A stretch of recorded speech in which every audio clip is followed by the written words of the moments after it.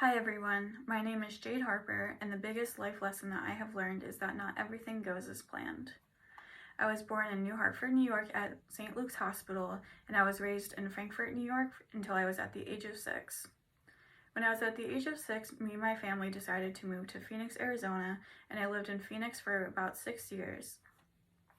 When I was 12, me and my mom decided to move back to New York, and I lived with my mom and my grandma. I attended Whitesboro Middle School and Whitesboro High School, and I graduated from Whitesboro High School in the summer of 2019. I got accepted into Embry-Riddle Aeronautical University into their aeronautical science program. My biggest dream growing up was to be a professional pilot, so I was so excited to take one step closer into pursuing my dream in being a professional pilot. I studied and trained at Embry-Riddle Aeronautical University for about 2 semesters when COVID-19 hit in the spring of 2020. I was forced to move back home and stop all of my flight training for about 6 months. I was able to return back to Embry-Riddle in the fall of 2020, but by the time that I had returned, I realized that I had lost a lot of the information that I obtained at Embry-Riddle from the semesters prior, so that means I would have had to start my training all over again.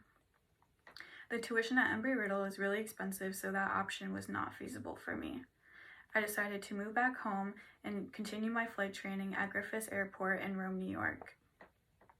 I continued my flight training for about another year when I decided that my passion for flying really only stayed as a hobby and I no longer wanted to do it professionally anymore.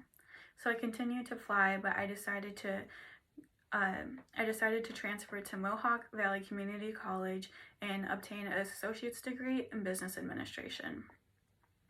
When I first started my associate's degree in business administration, it was mainly because of the job opportunities that I knew that business had. So getting my associate's in business administration gave me time to really narrow down what kind of business I wanted to go for.